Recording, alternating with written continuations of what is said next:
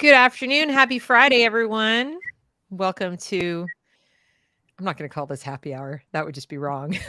welcome to probably not so happy hour, but I am so lucky. I have Kelly back with me today, our crack researcher and this happy hour. That would in just the be field wrong. of education. welcome to probably not so happy hour, but I am so how to find the things that the rest of us struggle to find.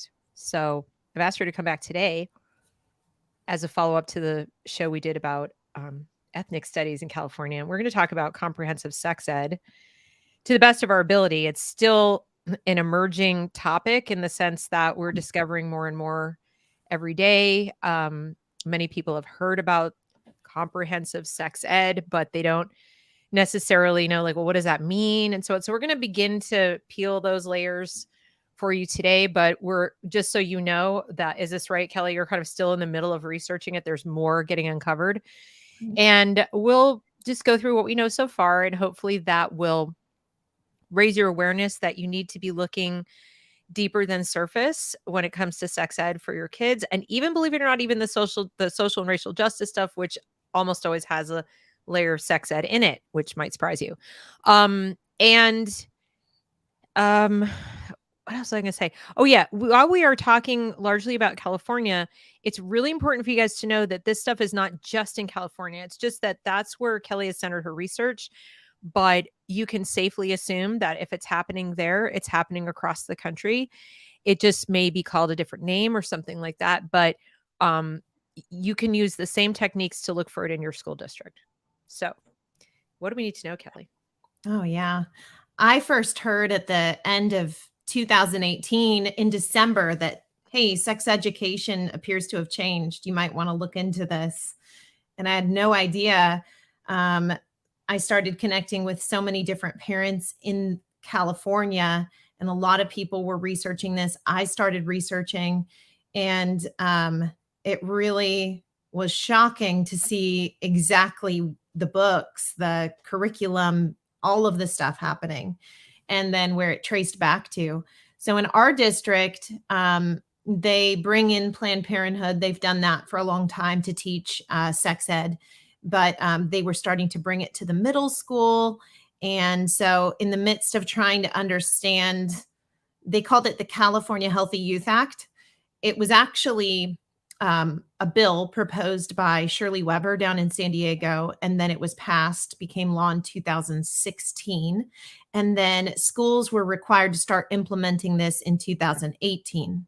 So first, I was also curious who sponsored the bill. And of course, you have the ACLU, you have Planned Parenthood, reproductive justice groups and whatnot. So reproductive justice, was there a lot of reproductive injustice going on? Whenever they give names like justice, it sort of implies that there was, people were being locked up and, forced to reproduce or something. I mean, I don't even know what that means. Right. Well, and a lot of it does tie into, the push for abortion in the state, or, that topic. Mm-hmm. I had never known before I started researching this how involved Planned Parenthood was, not only in Sacramento at the state capitol, but then also at the California Department of Education. So here they're sponsoring this bill. And then once the bill had passed, the state Department of Ed decided to update the health framework. And the health framework was to align with the California Healthy Youth Act, comprehensive sexuality education. And even a Planned Parenthood staffer served on this, they call it the CFCC committee. And they basically help decide, all of the updates to the health framework. So then there's an organization, I think we could start looking at this. It's called psychus.org. Okay, let me go share that screen. Sure. Okay. So it stands for the Sexuality, Information, and Education Council of the United States. It's this one, right? Yeah. Okay. Yeah. All right. So they've recently officially rebranded. Up there at the top, it says Psychus or Seekus, however it's pronounced. And it says Sex Ed for Social Change, which is something many parents and other people might be wondering, well, what is that all about? How is sex ed, about social change? And then right here, it's talking about, sex ed being accessible, equitable, inclusive. We're hearing a lot of different terminology in there. And then in the midst of the, if you want to search, so here, if you click on racial justice. So if I go in here and type racial justice. Oh, right. So who knew? Yeah. How sex ed can and should advance racial justice. Right. Can I click that? I'm morbidly curious. I want to click that. Okay. Sex ed and racial justice. Now that would be my expression too. It says now more than ever. Do you not hate that phrase? I'm so sick of that phrase. Now more than ever. I wasn't sure we ever needed to do this, but okay. For advocates for sex education need to keep racial justice and equity at the forefront of our minds, our missions, and our work, especially during Black History Month. It's essential to recognize the ways in which our systems, including education, continue to fail Black young people. Right. I'm still trying to find out how this has to do with sex ed. Okay, so it says white supremacy touches every aspect of our history, culture, and institutions. Persistent racialized and sexualized stereotypes of Black people are baked into our federal laws and policies, from public assistance program requirements to our criminal justice system to the well-documented school-to-prison pipeline. To dismantle these systems of oppression, we must all look critically at our classroom, blah, blah, blah. But then it's so to fight bigotry. Okay, fine. But then I don't understand how this has to do with. So they're claiming that predominantly non-white school districts receive 23 million less than white districts. Could it be because there are more white districts because there's the white people are still the majority population? This is one of those, like, let's pull a number from the aggregate number and say it's less without comparing all the other little stuff under. Then it says, so then what they're doing is they're drawing a line from there to funding for sex ed. Like there's no in between. There's nobody in between who's allocating the funds such that there is not a lot left over for sex ed. It's got to be the white district got money that we didn't get, allegedly, because the way they worded it, it says predominantly non-white school districts receive 23 million less than white districts serving the same number of students. Receive from where? There's so many missing pieces of data in here.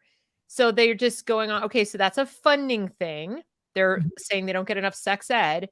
And then it says it's critical for creating safer school environments, reducing bullying, increasing acceptance of students who identify as LGBT. Black, queer, and transgender youth in particular, are often subject to intense discrimination. By whom? Right. Why them in particular?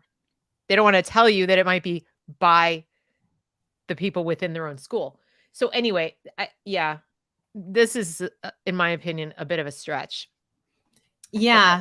And this goes, it completely ties in, interestingly enough, with, our previous topic, ethnic studies. Even in the midst of the ethnic studies class at Salinas Union High School District, there are these videos by an organization called Amaze. And when I saw that the school was in the slide deck for this mandatory ethnic studies class showing the students an Amaze video, that surprised me because I had only previously seen Amaze videos shown in the comprehensive sexuality education. An Amaze video. Yeah. So if you go to amaze.org, you can even see content of theirs on YouTube. A lot of Amaze videos may be shown either in a sex education format or some other class, you can see it's typically geared even towards younger audiences. So, I mean, even though in the state of California, comprehensive sexuality education right now is mandatory once in middle school and once in high school. But when that law passed, they gave each district the freedom to add on other grades. So we are seeing districts start to discuss adding on other grades. The long-term goal, a lot of these educational things we're seeing, it's implemented in phases. So right now in California, where it's required once in middle school and once in high school, that's just the start. That's just the first part of this phase. The long-term goal is to mandate CSE for short in every state and every grade. And so, yeah, they have videos about porn. They have videos about sexuality. This one is interesting. It says puberty, and then it says having sex, intimacy, and emotions under puberty.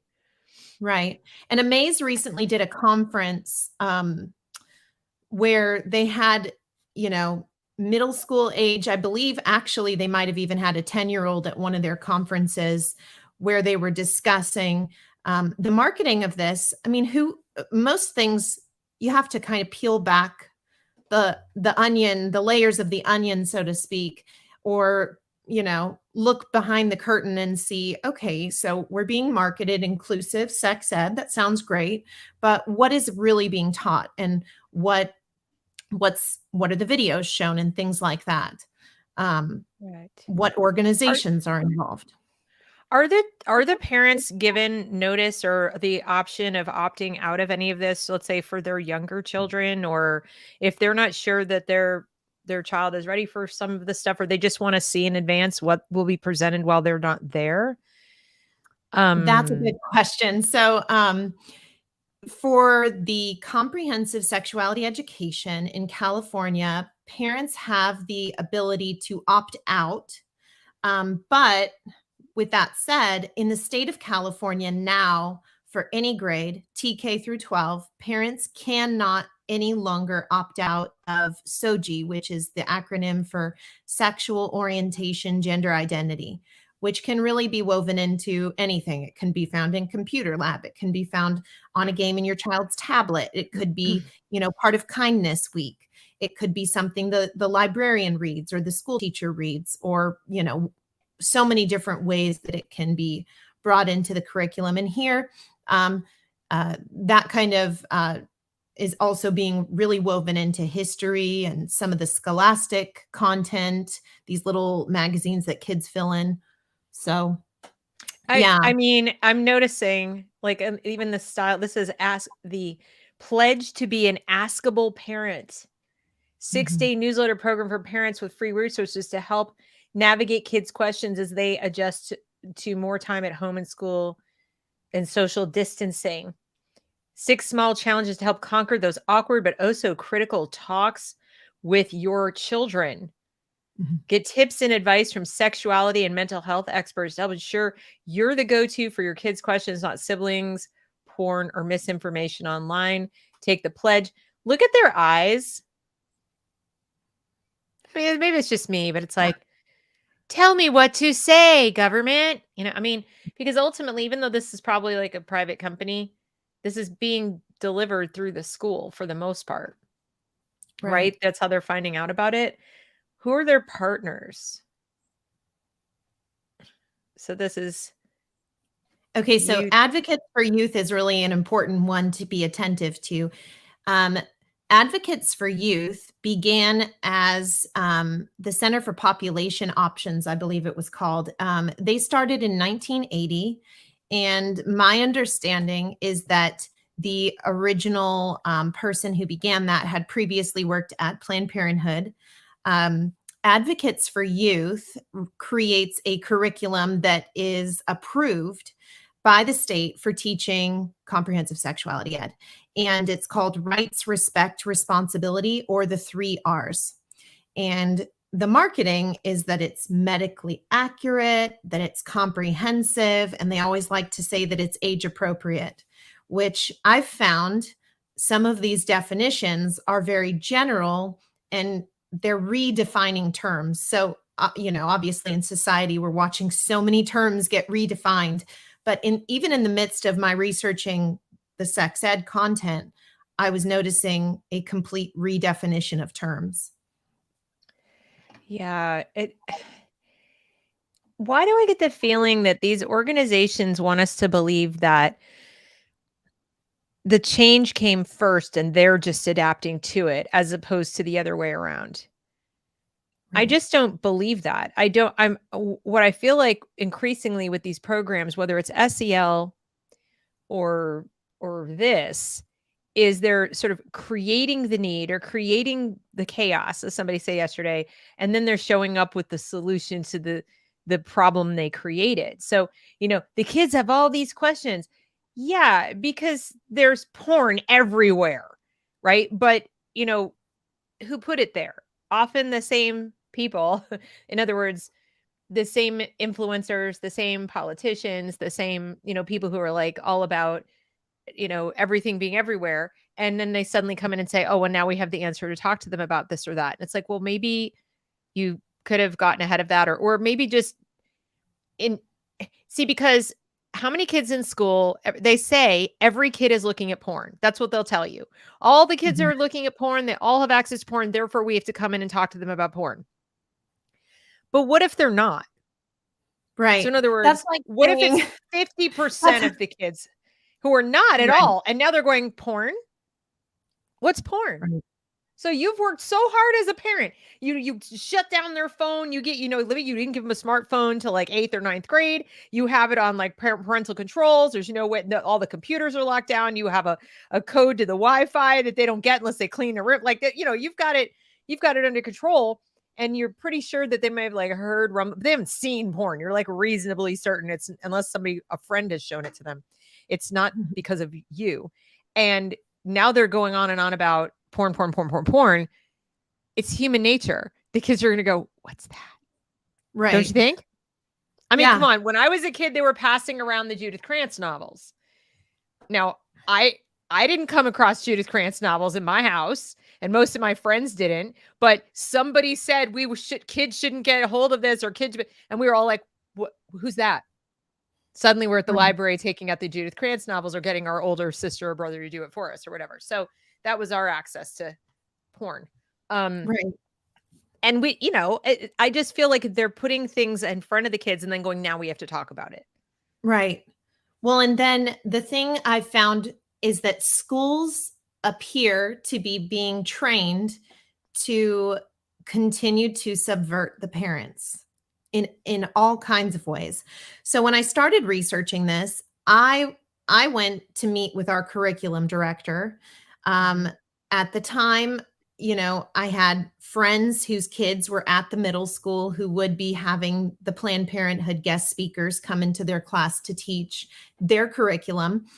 So I had told the curriculum director in advance that I wanted to meet and discuss this curriculum and view it. And right when I get to the meeting, she begins talking to me about the Dairy Council and the American Heart Association. And I said, I'm not here for that. I want to see what you're doing to comply with the California Healthy Youth Act. And what she provided me in a printout was a brief outline. And on that outline of each individual day of teaching, it said Planned Parenthood middle school curriculum. And it wasn't even an actual curriculum, like I said. Now, me as a parent, I didn't know at the time that I was just getting an outline. And it even said at the top curriculum. And I didn't know that I had the right at that time to then ask to see the slide decks or to ask to see what role-playing activities are going to be done in the class or all these other things I just didn't know how to ask for at the time. I've since actually seen the curriculum because a school district in our county had contracted Planned Parenthood to teach this in their district for initially it was going to be $40,080 contract. Then that wasn't fulfilled because that was the spring when 2020 COVID shut down. So it was unfulfilled. then they revised that contract for $38,340, which is still a tremendous amount of money to come and guest speak for sex ed. And that was going directly to Planned Parenthood. I saw the curriculum. And again, in the midst of it being, quote, medically and, accurate, age appropriate, the middle school curriculum had this chart, and it said the HIV risk continuum. And I remember it said low risk in one column, then it said low to medium risk in the middle column, and then the right column, it said higher risk. Mm-hmm. So immediately, me as an adult, I'm thinking, what are the scientific, medically accurate measures for low to medium, and higher? Right. And so the middle column, for example, for low to medium risk for 12-year-olds was anal sex with a condom. And then the higher risk column said anal sex without a condom. But we're talking about 12-year-olds, like kids that, like, they're saying a low to medium risk. And then, I think about this. If you're going in for a medical procedure, say, a sports injury surgery, your doctor's going to go over all the different possibilities for the surgery. And then they're going to talk with you about the recovery rate, and they're going to tell you the possible consequences, the success rate of said surgery option. There's very little discussed on the potential health concerns from the parents that have spoken to me about these presentations. And then the transparency issue. So that's a whole other thing. I had a parent in the spring of 2019.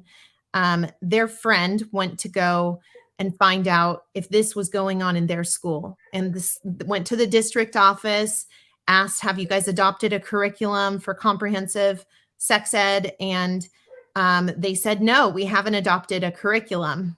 And the parent actually left feeling reassured and thought, okay, this graphic stuff is not being, it's not occurring in our district. Well, at the time, all the curricular materials were just supplemental. They didn't have it as something that could be formally adopted. So in a technicality, in a game of perhaps semantics, the district was being honest, but not transparent. So the parent left thinking this wasn't going on, when in actuality, it was being taught under supplemental curriculum that didn't require a formal adoption.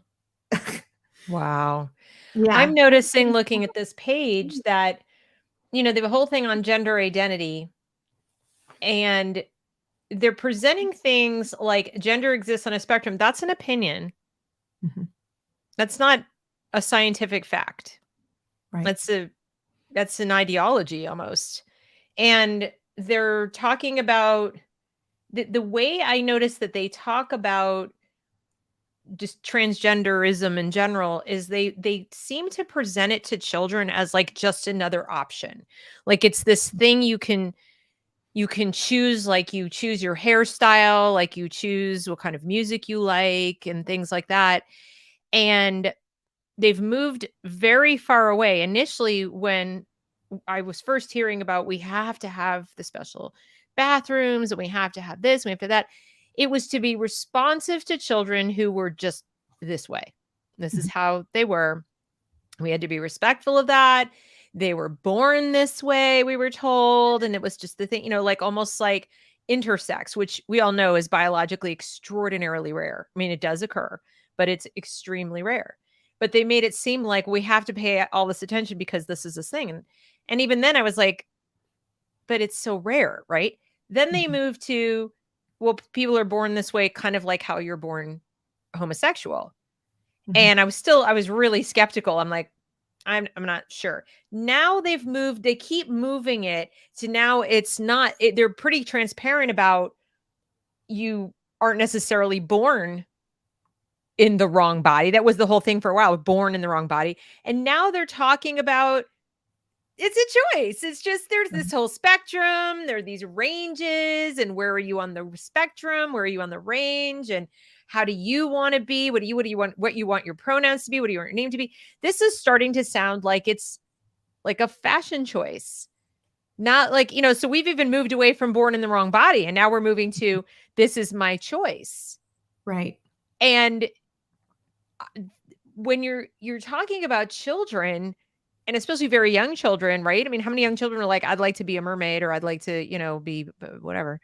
Do they really understand the implications of these choices? Do they understand and then when you have adults who now admit they're recruiting kids for the clubs, the GSA clubs, they're recruiting kids to, participate in these classes, they're doing role playing, and look how kind of cool they make it. Right. There's a coolness factor to this that I don't know if people will like readily, appreciate. Like when you go to the Psychus homepage and they showed that kid with all the colors and everything, like they singled that out. Like, right. and I just don't know if people really appreciate the power of that for young kids.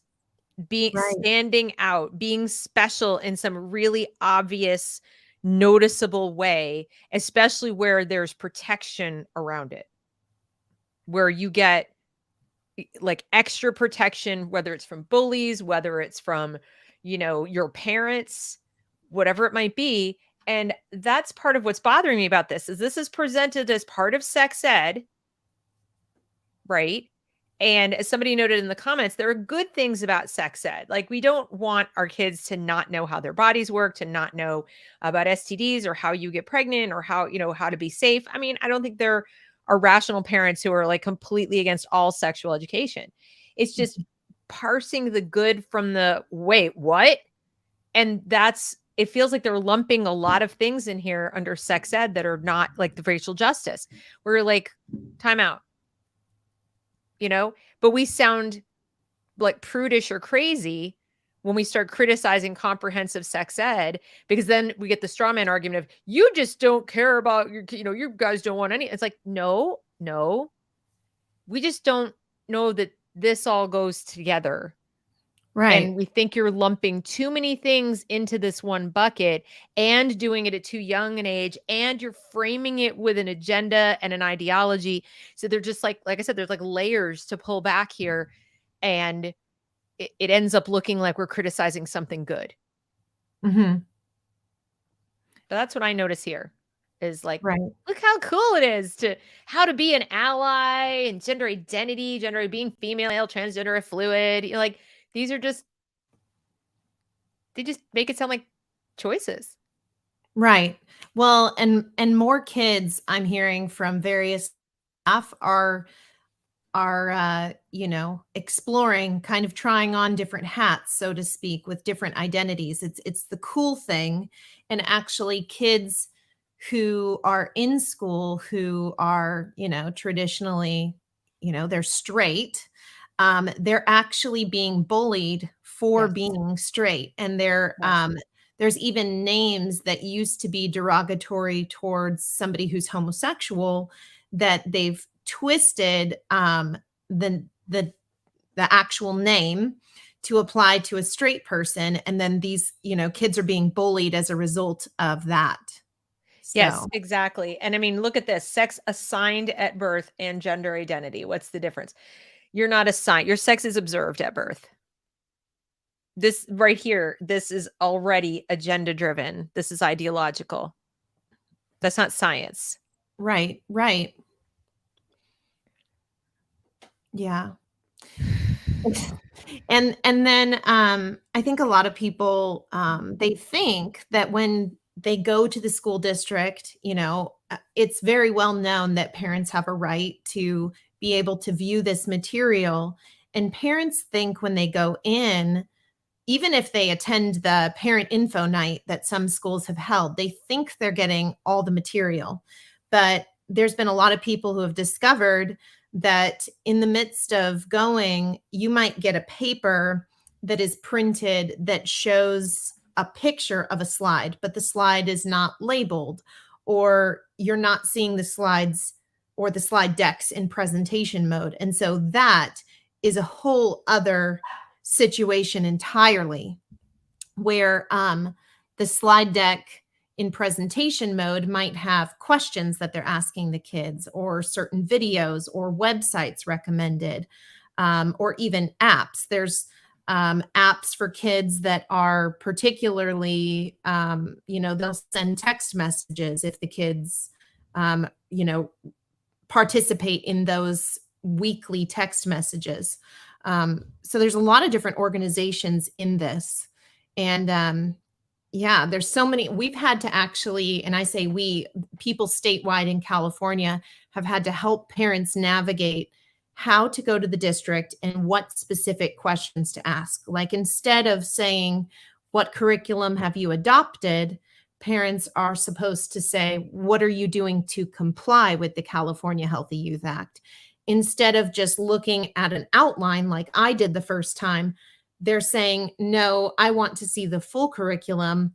I want to know what guest speakers are brought in. Are there any limitations on these guest speakers? What role-playing activities and games are used? What videos are shown to the class? And I want to see the slides in presentation mode. What models are brought into the class, as far as, I've had school staff even share with me that models used for sex education are even changing. So it's really vast, but then a lot of people wonder, well, where does this come from? And where does it, where does it trace back to? And that's where, started seeing a tie-in with Alfred Kinsey, the Kinsey Institute, the International Planned Parenthood Federation, the United Nations, the World Health Organization. When you kind of go back and see, oh, okay, so decades ago, it started at the United Nations, and then through International Planned Parenthood Federation and UNESCO, it started going into different countries, so on and so forth. And then it just took some time to get to United States. Prior to California, it was passed in Toronto. So I started actually exploring Toronto, Canada, to see what they were doing, because I figured if they did this first, it won't be long before it trickles down to here. And a lot of the focus is also youth-led sex ed. So we're seeing in California, like Pasadena School District was proposing having a student volunteer and work at Planned Parenthood. There's a Planned Parenthood that spans from my county all the way up to Sacramento area. They're supposedly the largest Planned Parenthood affiliate in the nation. And they're actually taking applications for youth-led sex ed for 15 to 24-year-olds, where the youth are creating and designing material and graphics, etc.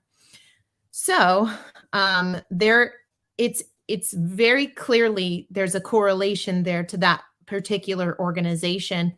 And one of the things that I did back in 2019, when the curriculum director at the school gave me this, basic outline, it said that on day one, the students would be directed to the Planned Parenthood website. So at the time, I went to the website, and I had never been on the website before, but I started looking at it as if I'm a 12-year-old. And I went to the glossary and then kind of started looking through the organizations and materials that they recommended, including Scarleteen, which is a whole other type of sexuality education website. I love how they say more info, less weird. Amaze takes the awkward out of sex ed, does it though? I mean, that I don't know. I role playing. You mentioned role playing. Right. I've seen lesson plans where the kids were supposed to role play asking someone to have sex, or having the conversation about having sex. And that was part of sex ed, comprehensive sex ed. And what blew my mind is like, why would you do this? Like, I mean, that goes beyond just educating the children about sex and the possible repercussions and how the body works and those kinds of things. And that's literally that's like how-to class. Mm-hmm. And they had scenarios like, the girl wants to save herself for marriage. She comes from a religious family, and the boy, or the girl's parents want her to, but she's not sure she does. And the boy doesn't want to. And, and I'm like, why are you giving how-to lessons and how to get around what parents prefer or what the child was raised with, or putting the idea in the girl's head that she wants to go her own way or do her own thing? I'm like, it's just strikes me as going way too far with this information. And how did they explain? How did they justify, by they, I mean the state, doing this? How do they justify going beyond just presenting factual information about sex ed? And how do they justify doing any of this? I mean, and having it not be the parents. Right. Well, it's all marketed as inclusive. And, they said sex education before was too much about just reproductive topics or biology, human biology. And so we really need to make sure, they said, that sex education is inclusive. And then when it comes to role playing, they said that they were wanting to be able to role play consent. And so students are invited to come to the front of the class, maybe a male and a male, a male and a female and a female. And then they're kind of given these cues as far as, what to, do you want me to read one of the role plays? Yeah. Okay. So this is a freeze frame role play, scenario 3. It says Mariana and Jake. Mariana and Jake have been going out for 4 months. Mariana argues constantly with her parents about many of their beliefs, which she finds old-fashioned. Jake and Mariana are crazy about each other, plan a role play in which Jake talks with Mariana about having sex, and they make a decision. And then it says, Jake, you feel lucky to have Mariana as your girlfriend. She is beautiful and so nice to you. You love touching Mariana and want to have vaginal sex with her. You want to do it right, though. You want to go with her to get birth control, and you plan to use a condom too. So again, this is a role play where there's all different kinds of role plays going on. And, you think of in middle school, there's kids that really, obviously may have been introduced to some of these topics, but there's kids that haven't.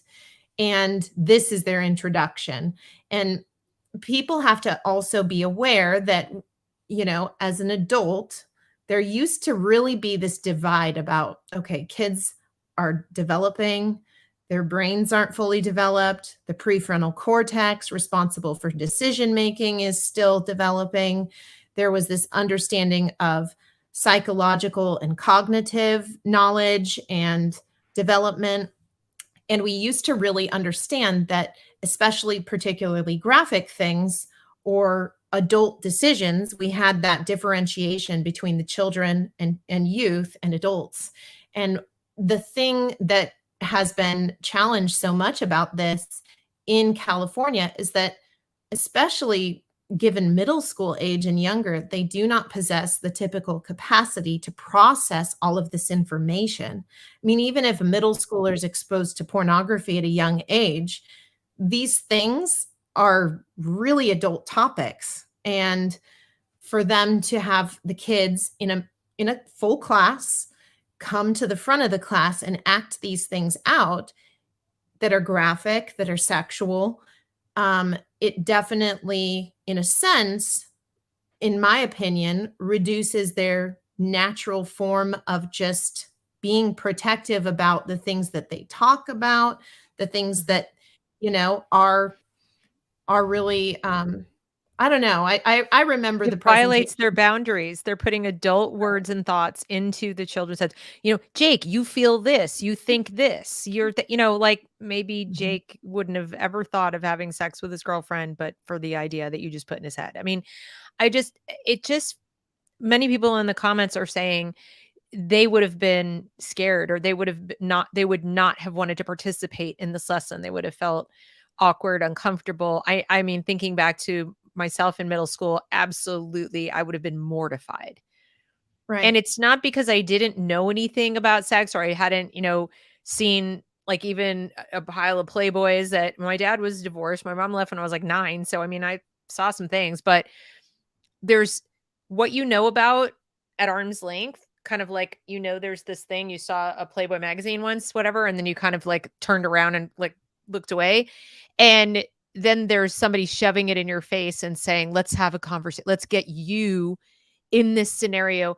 I think I would have shriveled up and died. I mean, like, I can't imagine being in that situation. And Right.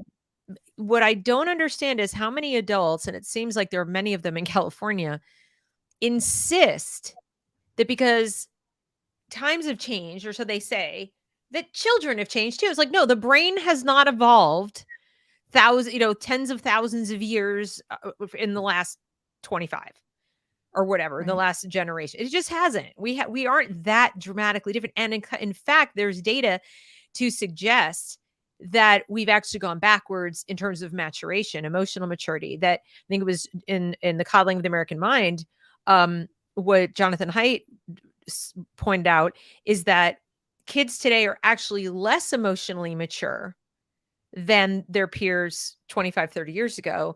And a lot of that has to do with the amount of like hover parenting, the fact that the kids aren't making their own plans, they're separated by technology, lots of different factors. But if you just think back to, when I was like 11 and would get on my bike and be gone all day and nobody knew where I was, I didn't die, like it was, kids today could never do that. They wouldn't do it. Even if they were permitted to do it, they probably wouldn't do it. They would be intimidated and they wouldn't do it. They don't want to call anyone on the phone. They don't like to, go up and ask for something in a restaurant. They just don't do as many things on their own. They're driving later. They're dating later. They're doing everything later. And yet here, it's like they're ignoring reality and going and talking to kids that are even younger. So I at 13 was older than today's 13. I mean, I have a 13-year-old, and I know just talking to her, I'm like, I was practically an adult at 13 compared to my daughter. So I can't imagine if she had to go through this. I actually know for a fact she'd be like, oh, gross. Like, I don't want to have this conversation. Right. Oh yeah. I mean, I remember my middle school, we were on, those old, I think they were Mac computers, and we were taken to the computer lab in, I believe, 7th grade. And then most of us, if you were a female, the teacher partnered us with another boy in the class, and then Ew. we had to, by the teacher's instruction, click on the computer and then watch. It was graphic. It was old school in the sense that it was an old computer, old technology. It wasn't as graphic as it is nowadays. But I remember it was just uncomfortable. And I remember, I still to this day remember the guy that was sitting next to me, and it was just awkward. And he was actually that teacher. I believe he was let go from, I don't know what happened, something inappropriate, but even the presentation in high school when Planned Parenthood came in my class, I remember that. I mean, there was some games that they did. There was definitely putting condoms on a, model of, a penis, and a model, not even a banana or something. It was actually a real model. Yes. And they invited students to come to the front of the class, and they were really just, I would say it came across to me in 9th grade as just unprofessional, because they were the presenters were smiley about it. And even some of the games that they played and some of the things that they said, there was this one game that was supposed to teach kids about STDs. And so everybody in the class is given a little plastic cup filled halfway with fluid. And then they said, all right, everybody, pick a partner, guys with guys and girls with girls, or a guy and a girl. And nobody knew what was, this game. And I didn't want to play. I kind of got the feeling right from the get-go. I was just over it by that point. And then they said, all right, everybody, now that you have your partners, pour pour your glass in your partner's cup and then pour half back. And so they said, all right, is everybody done? And then they said, great, you've just had sex. And then after that, they said, now raise your hands if your glass changed color, all animated and whatnot. and some of the students raised their class and they said, all right, so all of you who raised your hands have an STD, back when they said STD. And then they talked about treatment, that's available and whatnot. And then I remember,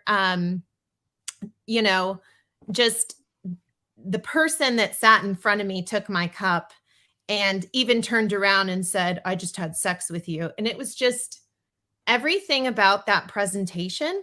It just felt, in my opinion, uncomfortable. And it seemed unprofessional. And, here they're, medical clinic or whatever. But all that to say, that's how I could see subtleties, because since I was young, I've always been interested in marketing and, those finite little subliminal messages in marketing. But in the midst of saying, all celebratory, you've just had sex, in this excited way, it wasn't a good message. It was just uncomfortable. But see, now it's far, far beyond what that was. So, yeah. Yeah. Well, God, I just don't,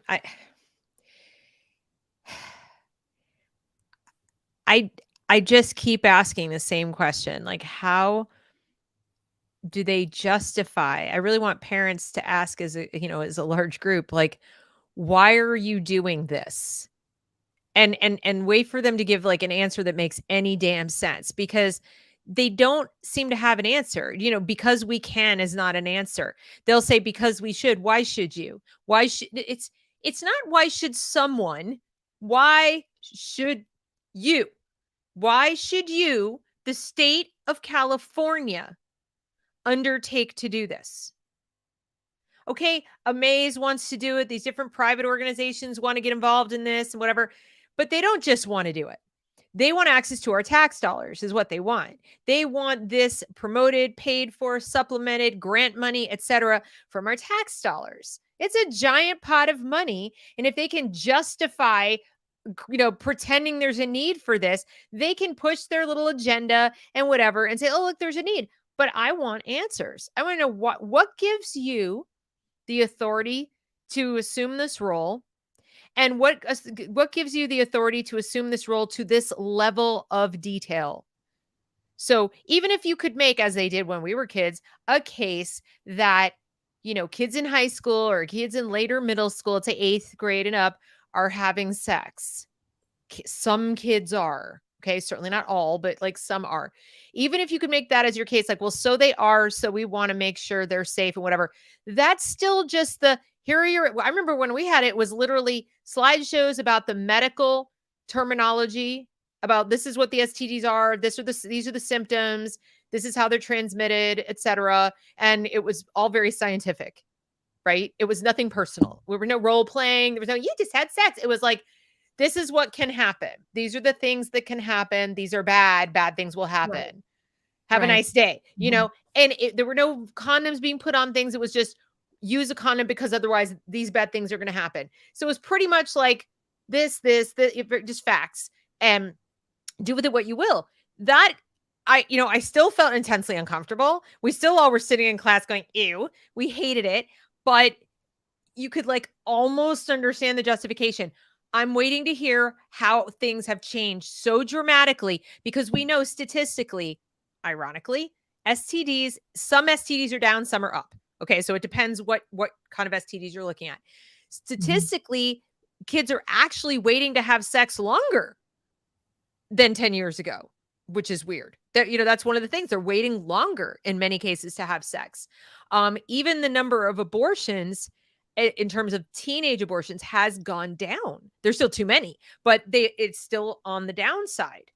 And so that's what the statistics actually show. We all want to think it's like, oh, it's everybody and everybody. No, they still happen, but the numbers are actually going down. So they're acting like, oh my God, we have this massive problem. Why? It's not because of the education either. It's because kids are absolutely terrified to grow up. Go talk to any 13-year-old. And they will probably, well, I wouldn't say any, but a large number of them. And you will find that the number one thing they're depressed about is they're absolutely petrified about growing up. Growing up right now seems like a minefield. That's what I've heard from teenagers. They're just like, no, no,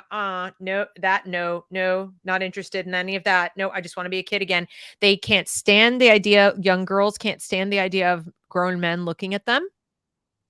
Right. That's part of why they suddenly transition to giant sweatshirts.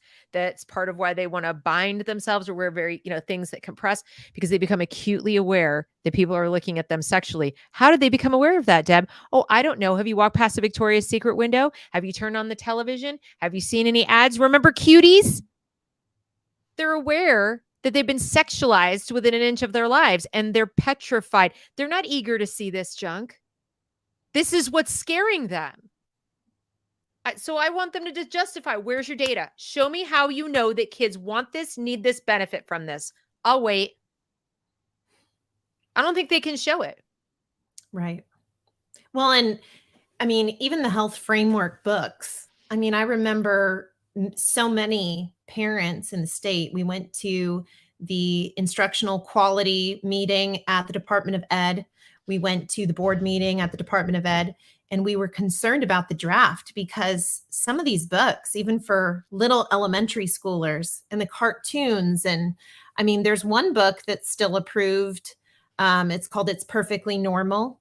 And it has all these little illustrations of naked people. There's an illustration of a child masturbating. There's an illustration of someone looking in the mirror at their private area. And I mean, the book is incredibly graphic. Why would kids need to be introduced to this book in a school setting, which, I mean, already can draw so many concerning questions about the audience that they're around. I mean, it's taking a personal topic and making it, like you said, it is eliminating boundaries. It is an elimination of boundaries. It is elimination of a difference between a child and an adult. And I mean, one of the books, they originally recommended this book, SEX, the All You Need to Know Guide to Sexuality, something like that, to get you through your teens and 20s, by Heather Carina. She's also the one who is behind this Scarletine website. So the book, when I first saw it, I was shocked because in the health framework, it's recommended initially as a school-wide read for 9th to 12th graders. And I'm thinking, what kind of book would they think in a high school, the whole school should read it together? And this book has descriptions of how to on a huge amount of graphic topics like blood play and fisting and all kinds of things. Now, the Department of Education board said these are not bad books, and they said they were taking them out. So I honestly thought at that time that these books would never find their way into any class. And then I met a student who shared with me that her entire health class was actually based on that book. And the whole health class for sex ed was all very focused on pleasure. And that the teacher was actually very open about the teacher's open marriage relationship and various non-monogamous relationships and all kinds of things. So here I thought the book, because it was removed from the framework, would then not be in any classroom. And that's just not true. If there are books that are recommended by the Department of Education, but there's also books that teachers get from their unions. They might get books through the Human Rights Campaign. There's all different kinds of stuff. Here's Scarletine, for those wondering. Right. Sex ed for the real world. Notice up here it says they have bodies, gender, sexual identity, relationships, sex, sexuality, sexual health, pregnancy, and parenting. Oh, notice up here, sexual politics. Advice, quickies. There's even Valentine's that kids send each other through that website. Wow. I mean, this just is like, oh God. Is sex positivity just another version of the male gaze? What the hell is that? I mean, I don't know. So they were using these books in the school. That one that you're hovering over, that yellow cover. This one? Yeah, that's it. I used to be the mom before I started researching a lot of this. I was the mom that took my kids to a variety of libraries as often as I could. And we'd go to the kids section and I'd say, go find a book and, bring it to the rug and we'll take a peek at the book and we'll read it together. Right. And when I started researching these books, I was finding them either in the kids section or right next to the kids section on really low shelves. So that book, It's Perfectly Normal, that I mentioned before with the illustrations of cartoon masturbation and stuff, that I was looking for, and I thought it would be on a higher shelf in the kids section. And then I actually turned behind me and I saw it was on this low shelf. And it was right where, a bunch of little kids, preschooler height, were perusing the books. And so I started seeing the libraries are engaged in a lot of this same stuff. I know there's this big discussion, and I just want to say, when parents are talking about books of concern, graphic, pornographic books that are making their ways into the schools, it's because the focus of sex ed has now changed to pleasure and eroticism. It's a very Alfred Kinsey-based ideology for children and for teens.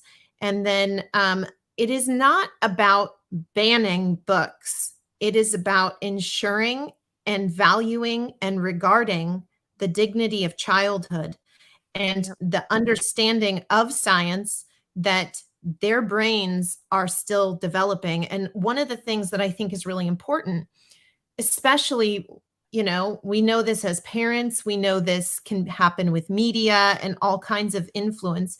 Oftentimes with children, what you tend to feed is what really tends to grow, or what you introduced, what input can often equate to output.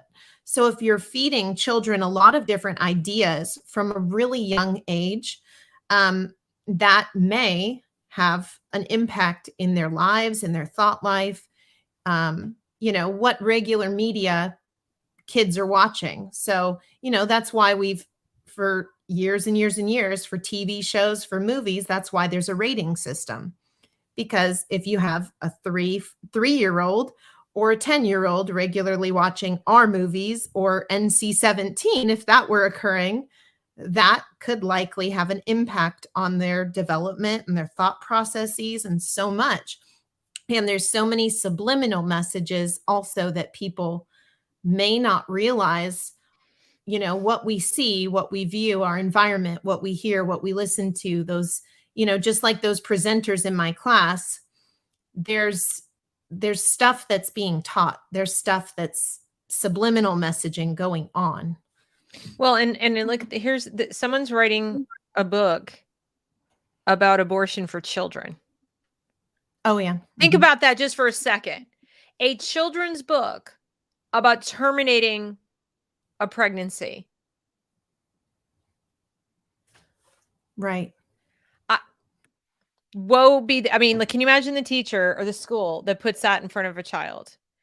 And this it's, what's an abortion anyway is penned by Carly Maines, a white, queer, Jewish, full spectrum doula, and illustrated by Mar, a brown, genderqueer cultural worker and full spectrum doula who signs their works under the name Emulsify, a persona that uses art to help healing, advocating, and bringing new words. They've literally created a persona out of the two of them. And bringing new words. It's right. A game changer of a book, particularly in a year that has seen virulent attacks against those seeking this basic reproductive health care. Is that what we're calling it now?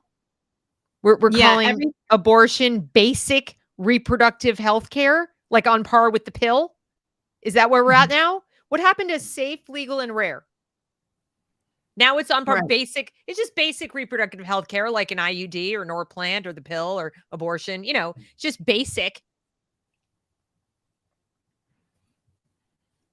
That's just amazing to me. Well, and they've made videos too that sometimes They're have been abortion doulas. How are you an abortion doula? A doula is a birthing coach. You're there to coach people through their abortion? I'm sorry. This gets me very emotional because, I know people who've had for reasons of health and traumatic situations have had to terminate pregnancies against their will. Like they didn't want to, and they had, really no option given their circumstances. And it was a crushing, life-altering, psychologically traumatic experience. Not something, not basic reproductive health care by any means. Well, and that's And the interesting thing. Yeah, they show videos of adults talking about abortion with kids. I remember seeing one of these videos, and they're describing it as just the same as getting your teeth pulled. And I mean, they kind of treat it like you're just going to the dentist, you're just getting your tooth out, and then that's it. But um, you know, even if somebody loses their wallet or their cell phone, I mean, I'm not sure if everybody's like this, but if I lose my cell phone, I do panic a little bit because it has so much information, all my contacts, my calendar, et cetera, on it. But the way it's marketed, it doesn't entirely make sense. I mean, years ago, we saw the hashtag shout your abortion or celebrate your abortion or whatever. But, they're actually contradicting their own messaging that it's like getting a tooth pulled in a sense, because if it's just a tooth, there's nothing to celebrate. Like I wouldn't leave the dentist office and be like, I'm going to shout this from the rooftops. I got my I'm so tooth empowered. I had a tooth pulled. pulled. And It's like and one or the don't tell other. people who have a problem with this that they're paranoid, when they say like, you're going to use this as birth control, aren't you? You're not really interested in just preserving the right. They go from one extreme to the other. Like on the one hand, it's this fundamental right. And then we're told, no, you have to have all these exceptions because of this, extreme circumstance, that extreme circumstance, this threatened life, blah, blah. And I was like, I thought this was a tooth pull. And now you're telling me, so which is it? They just want to cover all of it. And regardless of where somebody stands on the reproductive, abortion choice issue or whatever, this is not an issue for children. A children's book about abortion, I can't even imagine. I just can't even imagine. Well, and so in California, at least, kids can already leave campus at age 12. And a lot of these curricular materials for comprehensive sexuality education tell the students that they can leave campus at age 12 to get any of these services. But then in the, summer of 2019, the California Teachers Association voted to basically have a statement or, basically start lobbying. What they want is 12-year-olds to now be able to eventually leave campus to get gender affirming hormone therapy. And then it says in quotes, without the barrier of parental permission. The barrier. Right. Can they leave the campus to go get a tattoo? Nose pierced? Ears pierced? Tooth pulled? Nope. Without the barrier of parental permission? Or just the hormones that will permanently that will change their lives, leave them sterile, and quite possibly ruin them. Yeah, and I mean, this is age 12. I mean, you think about, I've heard so many stories over the years of young people, even at age 15, being convinced to run away with somebody who's in their 20s, and they leave home. And now we're, hearing on the news that, they were just really young or naive, and they were convinced that this person loved them and they ran away with them. Or they just turned 18 4 weeks prior and decided that was a good idea because they were panicking about being an adult. Right. The concept of I'm going to graduate and now I have to make big decisions about my life was looming. And they sort of panicked and got talked into a decision by a person who was grooming them. No, I wouldn't know anything about that. Right.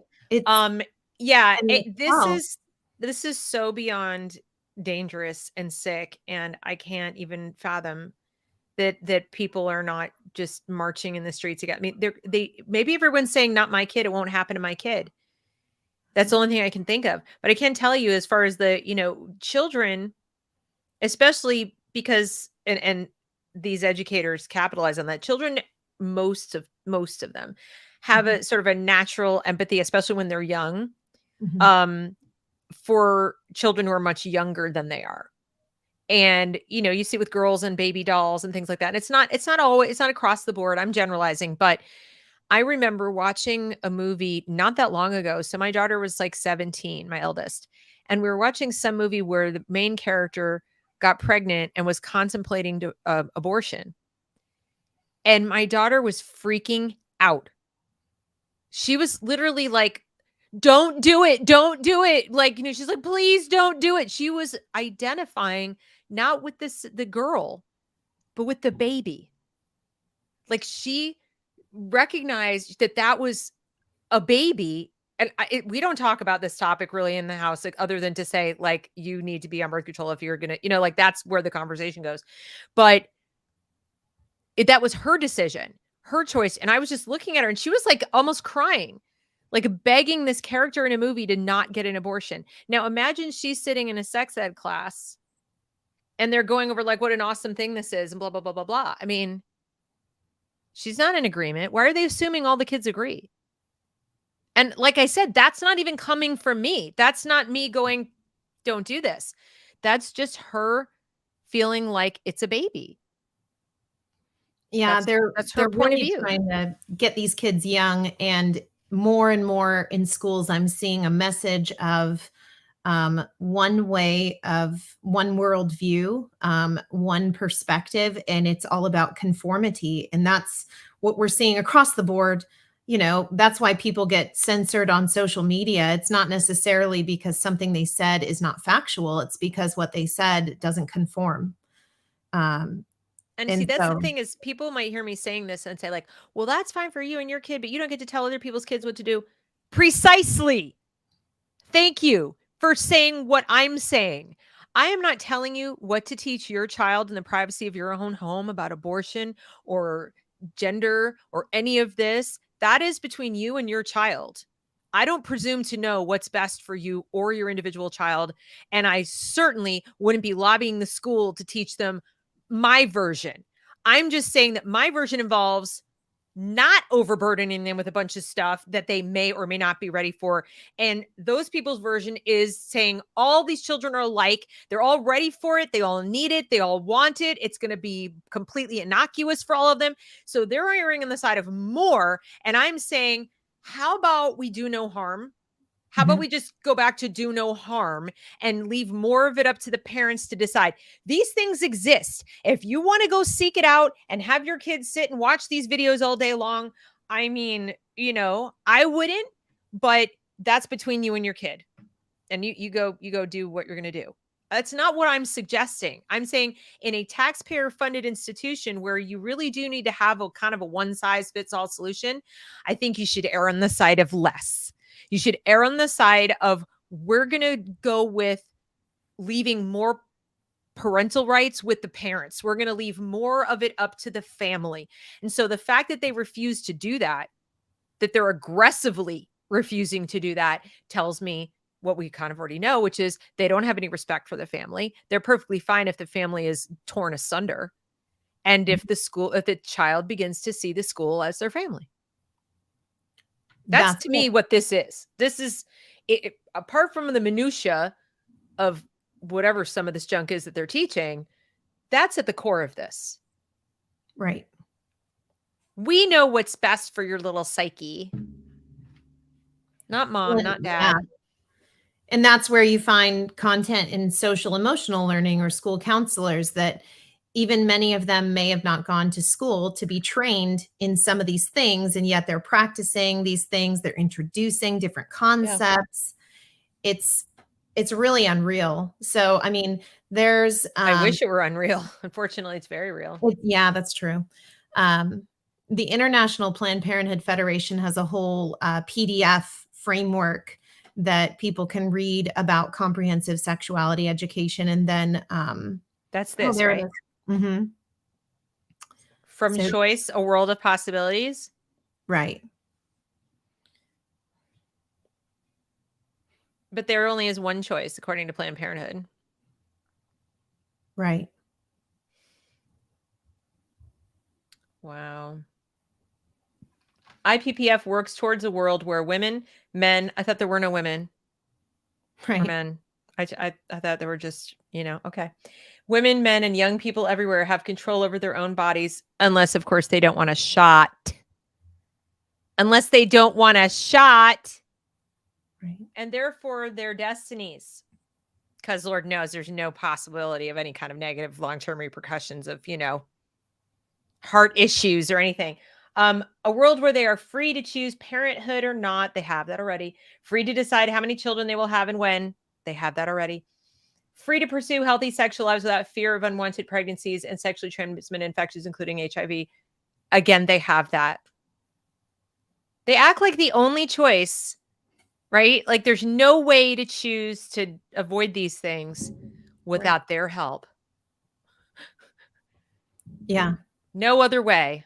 It's not possible. I mean, even Plan B is over the counter at this point. And even further down, I think that's important. Acknowledgements. IPPF is indebted to its central and regional office and member association staff, as well as its many youth volunteers for their support and input, without which this framework would not have been possible. But then it gets into the various organizations, the UNFPA, the World Health Organization, and then it says Population Council, and CICUS is mentioned there as well again. So I can't get past what one of the commenter said about CICUS sounds like psych us. It totally does. True. But and then further down, I believe it breaks down some of the key focuses of the content. I think it's further. 7 essential components, useful resource, principles of good practice. Is there more? Yeah, I think it's further down. It's highlighted. Oh, there we are. There we are. Just up a little bit. Okay. How to use this document. So it mentions these 7 parts of comprehensive sexuality education. Gender's number 1. Right. And then you see diversity. When I first started researching this, I honestly had not yet heard about critical theories or diversity, equity, and inclusion.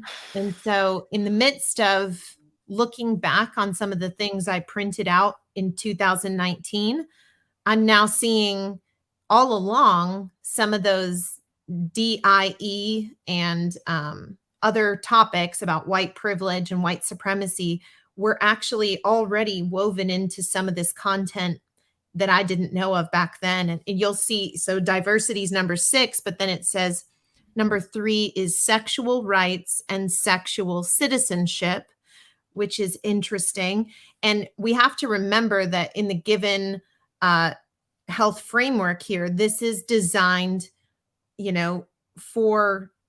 they want to implement this in transitional kinder all the way through 12th grade. And so number 4, it says pleasure. So again, in the past, where people are hearing stories about, first graders in this state were taught, shown a masturbation video, or, in middle school in this state, they're being introduced to this graphic book, or in high school, there's this book. So it's a very big change and shift, whereas it started as sex ed, started as human reproduction, biology, science. Then it became more about safety and preventative measures. And now it's very much number 4 right there, pleasure for kids. Well, these are the same people who say innocence is overrated.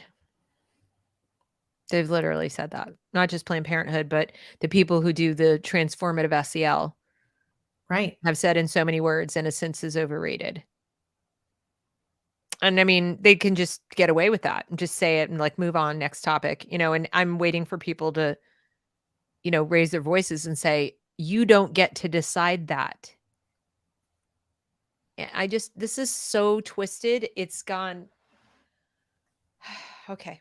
Yeah. So what So else do that's, we need to see? no, I was going to say that. And then that second link from the World Health Organization just includes the working definition down below. I believe it might be of Yeah. sexuality right there.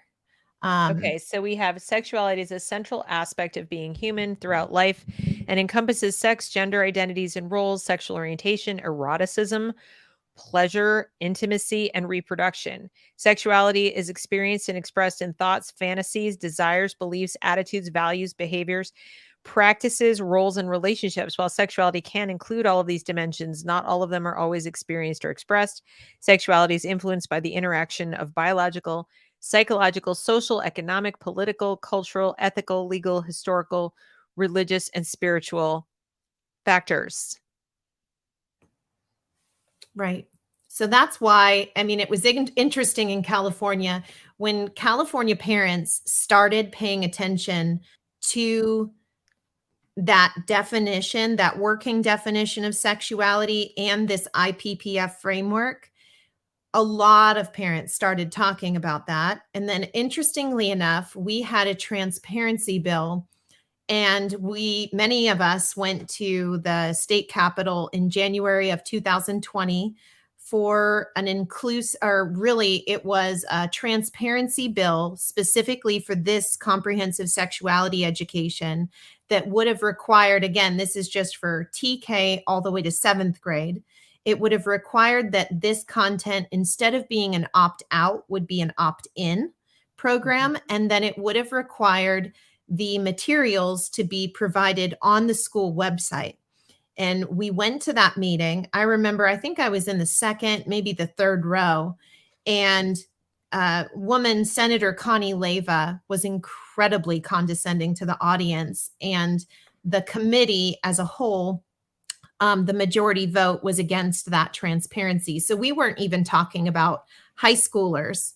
It was just the younger kids. And they voted that down, which really spoke volumes to me. But also what spoke volumes was the presence of the California PTA, and that the Parent Teacher Association was there, against transparency. And I did not know, as somebody who had been involved with PTA in the past, that our California PTA is really now just kind of an arm of the California Teachers Association. That it's true in New Jersey, it's true in New York, it's true in most of the big states. The people mistakenly hear PTA and they think it's just the moms who bring like donuts for the teachers or whatever. No, it's a real serious organization, and it's they're hand in glove with the union. So right. just Well, another and then one of the books that, I mean, all of these books, I had to go and see them for myself because, when I saw them in the framework, or if I saw a parent post alarmingly about it, in my mind at the time in 2019, especially with this book, Beyond Magenta, about transgender youth speaking out, they said that on page 80 of this book that there's a, and this is a nonfiction book, that there's it's referring to a 6-year-old doing various sex acts often. And nothing is portrayed in a negative light. It's actually recollecting that from 6 up, I did all these things and I liked it. Nothing is indicating on that page that this is a concern, that this is a red flag, that, there's potential abuse going on here or just serious concerns. And that book is still recommended by the California Department of Ed. I just, and a lot of people applaud it. It's actually received awards and whatnot. And I mean, this kid, this whole story is actually incredibly sad. I mean, just reading just the sample they give you on Amazon, if you look at, if you go to the little sample page of this, here's the cover. So the cover looks like that. And then the sample, it says, I was born in New York City. My mom is Italian and French, and my dad is German, some other European nationality, and some indigenous tribe in Chile. But both are from Chile. At home, we speak English and Spanish. According to my parents, it took 4 years to have me because they didn't really like each other. They were fighting a lot. They said that those 4 years were living hell. My mom was forced to marry my father by her mother, my grandmother. My grandmother met my father, thought he was a good, decent guy, and said, "Oh, you should meet my daughter and marry her." They married, spent 4 years in hell, and then they had me. A year later, they had my brother, Jova. I think he's straight because he's totally homophobic. Even though my dad worked, my mom complained that he didn't do anything. I don't know what he does to this day. Me and my father don't talk that much. He has worked the same job forever. My mom used to work, but after she had me, she stopped. My parents told me I didn't speak until I was 7. As a kid, I didn't speak at all. Most of the time, I just pointed. I started making sounds when I was around 6 or 5. So he didn't speak till he was 7, but he was consensually giving oral sex at 6. Because in the book, he talks about having oral sex and liking it at 6, but he didn't speak until he was 7. I'm really curious how one gives, he just made sounds, how one gives consent. He talks about, he said, before preschool, I did everything in my house. I was always alone. Even with my brother living in the same house, in the same room, I was a solitary kid. I used my imagination a lot, et cetera, et cetera. He was alone all the time. Well, he didn't speak till 7. Well, in the book, there's different youth that are sharing their stories. So there's multiple stories mixed in there. And it's really interesting looking at the book and reading all these different stories and hearing about this, because, I mean, that's a whole other topic. But, a lot of the clubs, my point is they're not, this is not the story of a kid in a happy household. Mm-mm. Who just woke up one day and said, I think I really think I was meant to be a girl or whatever. These are kids that have obviously a lot of negative messaging, a lot of issues in childhood, and so forth and so on. And yet we're meant to believe this is all beautiful and wonderful, that this is the solution. Right. And I can't help but feel like there's an adult agenda that is covering up for a lot of abuse. And they'll say we have to lie to the parents because the parents are abusive. And it's like, well, maybe some of them are, but not in the way you think. And maybe this is a response to that abuse, not that you need to hide it because the parents are abusive. Maybe this is the response to the abuse. Is this the direction you want to go? Is this really going to solve the problem for that kid? Like, I don't know. No, you're right. I do see it a lot where there's difficult things that are going on in home lives or, personal family stuff. And the kids are reading this book in the school. Yeah, it's recommended literature. So it's up to each given teacher has a lot of autonomy in the classroom. There are, for example, usually books and content is approved. There's the curriculum specialist or curriculum director, but teachers do bring content into their classroom outside of that curriculum specialist. They're given content. Locally, there's a teachers union in my area that gave out that book to a bunch of teachers, and they packaged it nicely with little bows, and they put it on their teacher union pages. And it wasn't just that book. It was a lot of, Princess Boy, a lot of different books for different grades, but some are recommended literature. Some are not on that list. And then, there's various books that are used for students that are, perhaps students that are trying to work through reading difficulties and stuff. There's a lot of stuff out there for teachers to use. And, I mean, we're seeing it in this county, all kinds of stuff being introduced where these teachers are recruiting kids for clubs, and then how that's all going on. I mean, we've got just tremendous concerns, where I am, but all over the country. I mean, obviously we've got the Spreckles story here with the LGBTQ club, or the UBU club, I think it was called. But I mean, it's unbelievable the amount of these adults that are really bringing these messages into class, whether it's English class or history class or et cetera. And a lot of the trainings they do. One of the people that spoke at the Spreckles school board meeting in December advocating for these two teachers is a person who regularly speaks on behalf of all the LGBTQ content in the schools for K through 12, LGBTQ history, etc. It's a whole different thing. It's not the way we had sex ed growing up. It's just a completely different thing. And I like I said, I just come back to that same point of like, what was so awful? How go back and compare like the teen suicide rates amongst like Gen X, teen overdoses, teen, maybe teen pregnancies were high. I don't know. My honest answer is I don't know. But if you go back, we weren't we're just people, right? And we're still talking about, 20th century. It wasn't that long ago. We weren't prudes. I remember, Fast Times at Ridgemont High. There's a girl in there, Phoebe Cates, and her friend, Jennifer Jason Leigh, goes to get an abortion. I remember watching that movie. So, I mean,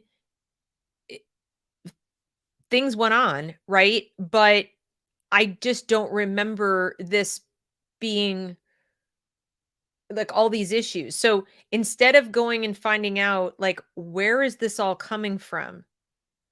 So much confusion on the part of these children. I don't believe, you'll never persuade me that when I was growing up, there were just countless tens of thousands of trans youth who were in hiding. I don't believe that for a single second. No, sorry, I don't. I think it's a new phenomenon, and I think it's largely a man-made phenomenon. And I mean, like, literally man-made. And instead of looking at why that's happening and, what else should we be looking at? It's like, no, let's just throw all in with this. This is a positive development. Let's help these kids be this thing. And it's like, why are you assuming this is good for them? Why? What if this is a symptom of something that is not going well? Because again, I go from, we're still animals, right? We're not that far removed. We're still meant to survive. We're meant to reproduce. Our reproduction is heterosexual. That's how it works. I mean, we didn't evolve to know that there were going to be test tubes. So that's still how it works. That's still largely how the vast majority of us have evolved to function and want to function. So why are we assuming this is such a great thing? I just don't. I mean, maybe this is going to get me canceled or something to ask this question, but I don't hear enough people asking it. I'm not suggesting anyone be treated poorly. I'm saying the opposite. What if it is terribly abusive not to look at what's going on underneath? Well, and that's the thing that's strange. I mean, here we have one of the curriculum creators, like we mentioned during our discussion, Advocates for Youth. They began as a population option group. And then when we were looking at the International Planned Parenthood Federation document, there was population control topics, groups there. Yeah. And it is interesting because I am seeing population control come up with the topic of, what I hear in schools that teachers are promoting is, quote, environmental racism or climate justice. Or we hear, there was a family that submitted to me the quiz notes back in, I think, 2019 of a science teacher for 6th grade that dictated these quiz notes, and it was for a climate change quiz. And the notes dictated from the teacher that were written by the student were have one or no children. And then that was a correct answer on the quiz. And to me, there's something to this. I think it's worth people questioning, and there's really so much to question here.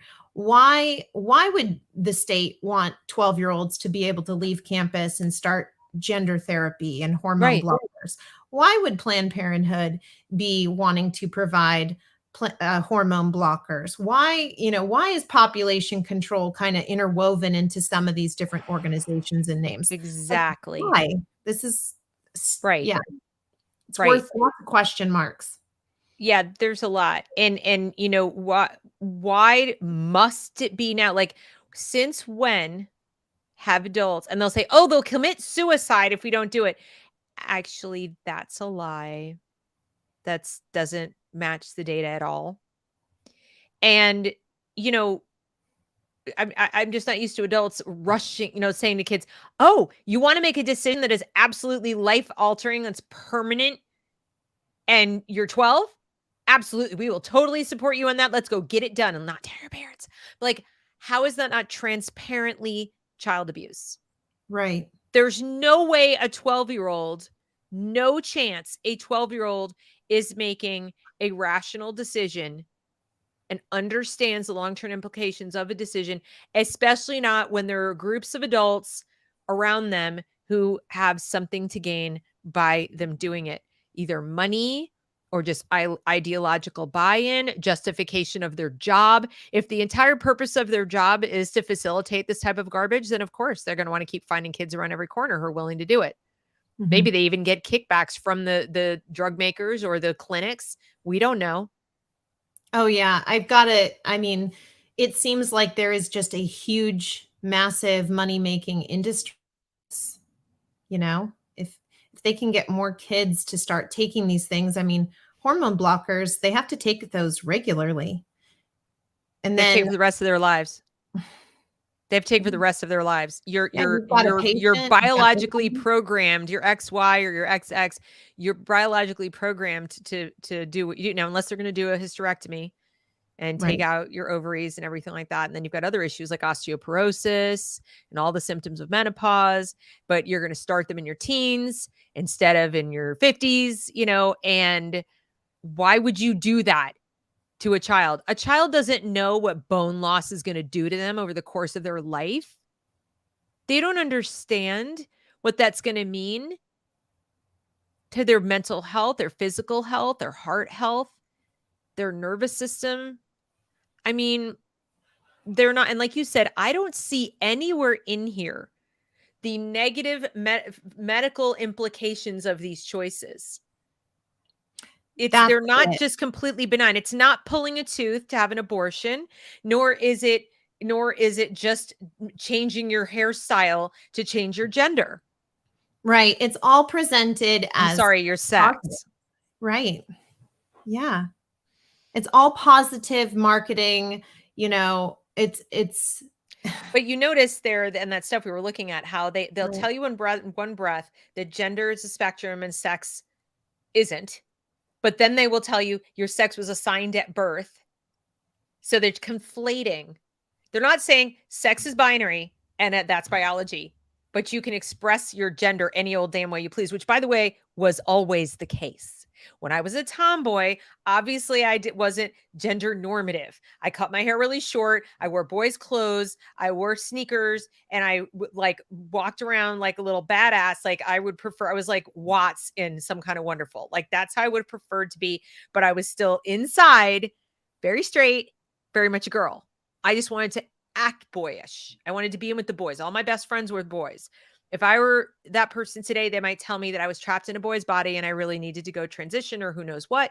But we always had the freedom to express our gender any which way we wanted to. I'm a girl, but I like having short hair. I'm a girl, but instead they take gender stereotypes and say, if you would like to express yourself using gender stereotypes and you aren't biologically that sex, then you must be that sex. You need to change to that sex. It's Right. the most twisted, confused ideology that seems tailor-made to take an already confused child and make them incoherent. Just absolutely incoherent as far as understanding who they are and having any personal boundaries, completely malleable by adults. Exploitable, malleable, and separate them from their family or pull their family into this fiction. Well, and I mean, everything too is just the way it's presented is just it's really concerning. I mean, I think about the situation in Spreckles where, it's kind of presented by the media as if these two teachers, Lori Caldera and Kelly Baraki, were simply, in the midst of the training, they're trying to put it off as if it was simply a joke. But Abigail Schreier went on Megyn Kelly's podcast, and they actually shared some of the actual recorded audio. And there's nothing joking.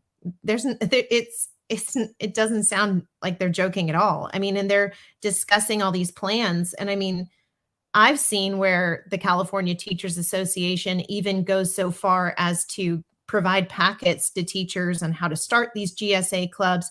They do trainings on, how to hide the club from the parents, how to call it by another name so parents think it's a science club, like the Prism Club instead of the GSA club.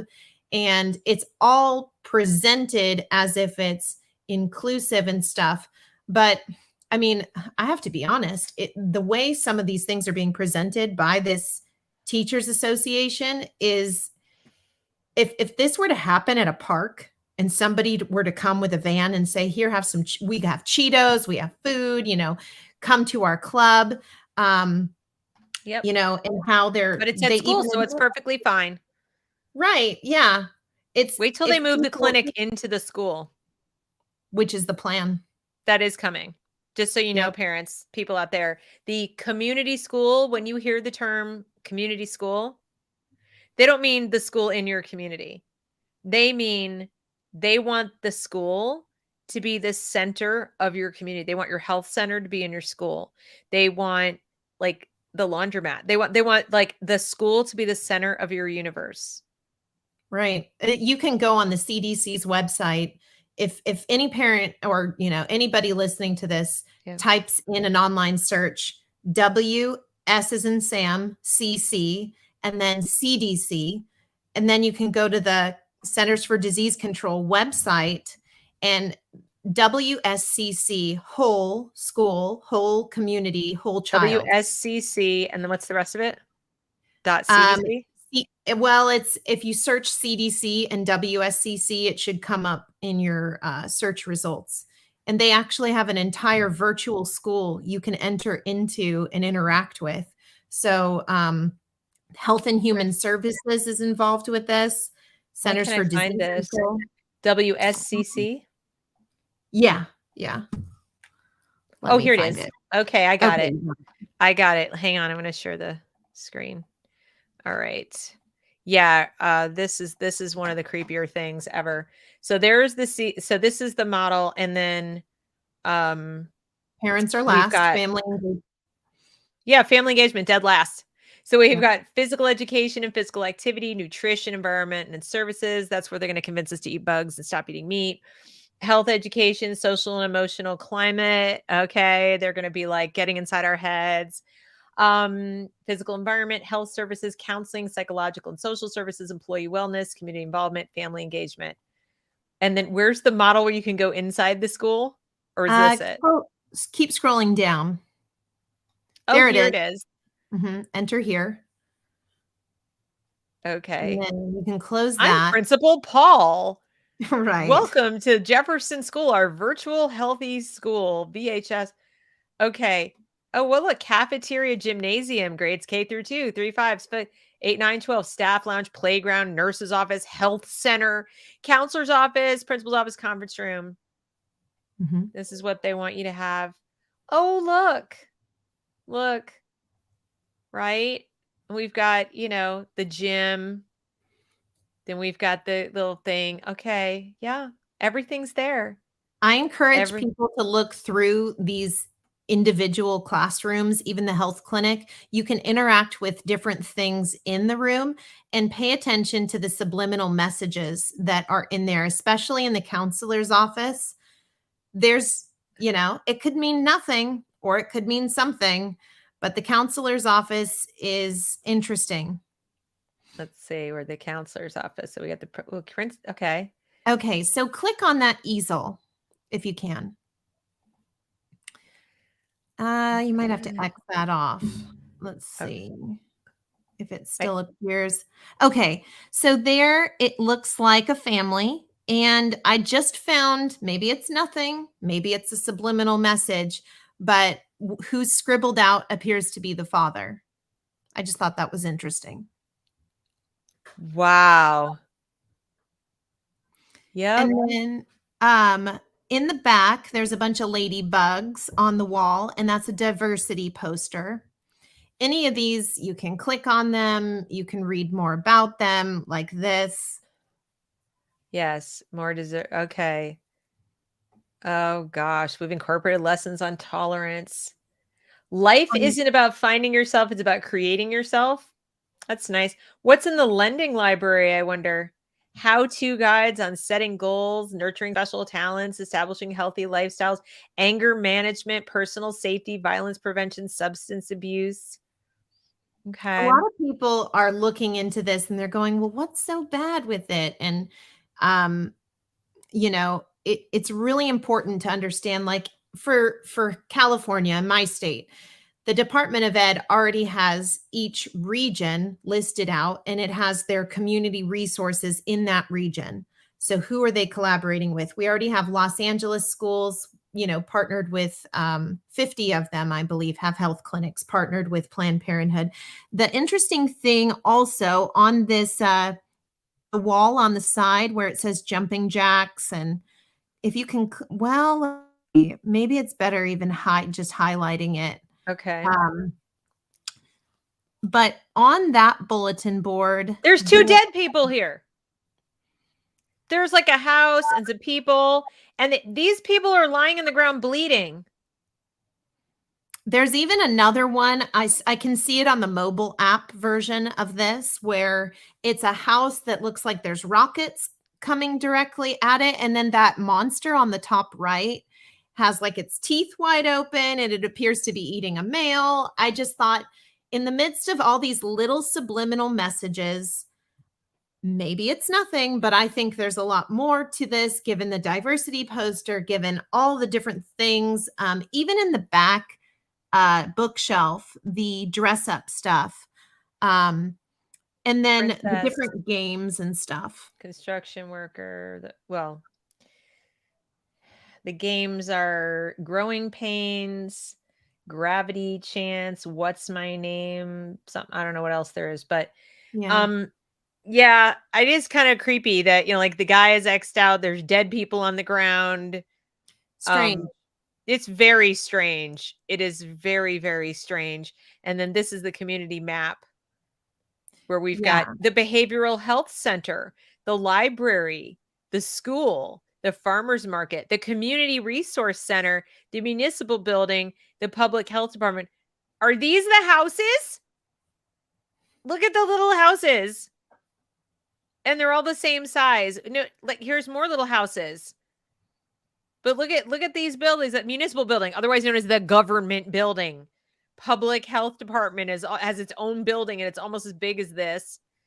Parks and Rec. The school.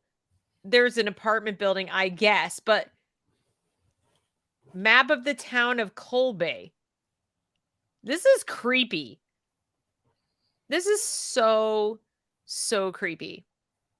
Well, in the health clinic too is a concern because there's a cabinet that appears to have a lot of files. And when you click on the cabinet, it says medical records. And so, I mean, imagine you send your child to school, and here in California, we're already rapidly losing different parental rights. It says here, Dr. Costas is a firm believer in the model of school-based healthcare. School-based. She and the rest of the staff at Jefferson School-based Health Center believe that providing integrated healthcare services on the school premises makes a significant difference in the health outcomes of the students. I can't. Homeschool your children. Get them out. This is so creepy. All the healthcare providers make sure to emphasize to patients that provider-patient confidentiality and HIPAA protections apply at the health center just as they would at any medical clinic. The health center medical records belong to the healthcare providers. Shouldn't they belong to the patient? Like any medical records, they remain in secure areas and are only accessible by the appropriate personnel who also happen to work for the state, just so we're clear. Dr. Casas takes a few minutes to deliver an annual presentation at Jefferson School faculty meetings to remind the teachers that clinic staff cannot answer any questions about an individual student's health, even questions with the best of intentions. Can they answer them to the parents? That's what I want to know. Health services, counseling, psychological, and social. Can you imagine? You send your kid to school and find out they spent half the day getting like their head shrunk and you didn't even know about it. Well, and I've heard parents say that my kids were immediately put into counseling services and I was never told. That's already happening here. The other thing that, I mean, this could be another topic for another day, but there's a whole influence in education here in California. I'm sure many other places too, all over.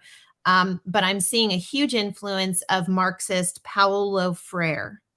Yep. And, you know, there's a lot of school staff reading Pedagogy of the Oppressed.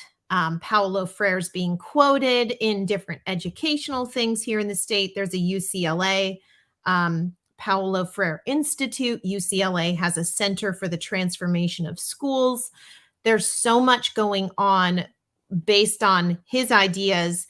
And there's an idea within the this belief system that, you know, you'd see teachers are, in a sense, the oppressors and the students are the oppressed. And so we need to give students the power to have a say in their education and things like that. So some of the things that have already been implemented in some school districts, but they're trying to bring this more statewide, where they're discussing having students be part of hiring committees for school teachers and staff, or students be able to officially serve on a school board. And there's so many different ways where they're saying they're empowering students to get involved civically, or we hear about the state seal of civic engagement here in California, engaging civically.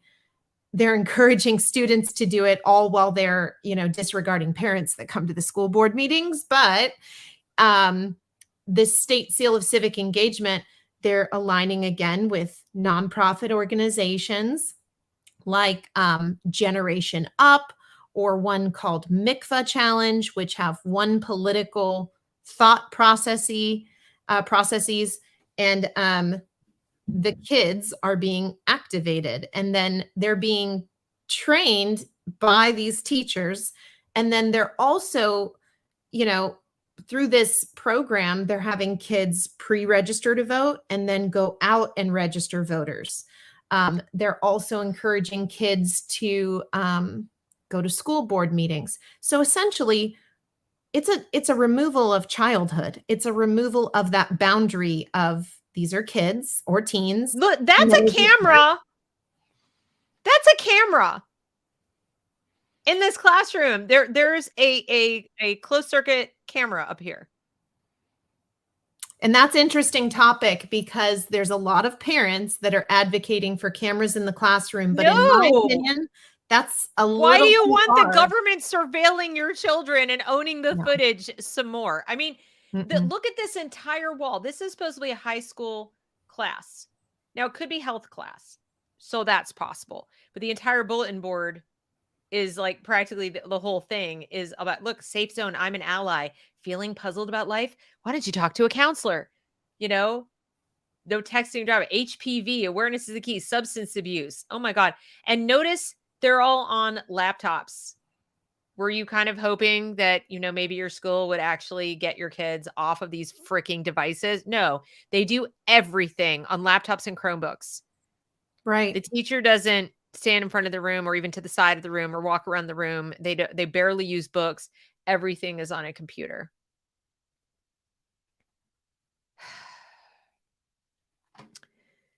This is just not, in my opinion, what a school is meant to look like. And then this is the playground. It doesn't even look fun. It really doesn't. It doesn't look fun at all. The buddy bench. Oh, yeah. They have those. The school that our kids went to before we homeschooled has that. Be fair. Mm-hmm. Be fair.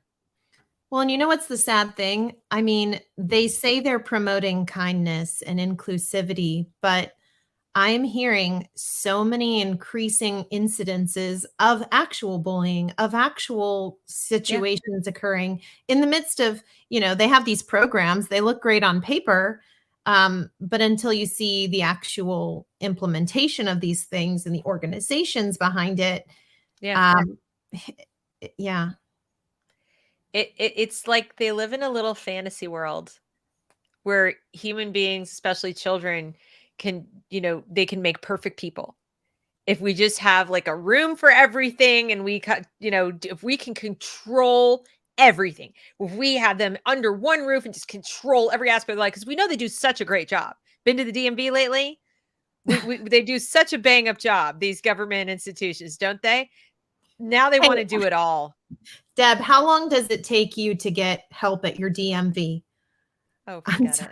I've been so curious in other states. Well, you can't, you have to make an appointment. Mm-hmm. They don't do walk-ins. You have to make an appointment. If you need an appointment to get something renewed, it's like, okay, we'll see you in 4 months. I mean, no joke. Like the appointments are full for 2 or 3 months, sometimes 4 months. Then you go in, and if you don't have every last little thing they want you to have there, it's like, too bad, you forfeit your appointment. They don't have masks because of the supply chain issues. So if you're not wearing a mask, you can't be in there. I mean, there's like, it is so ridiculous. And of course it moves at a snail's pace and nobody really knows what's going on.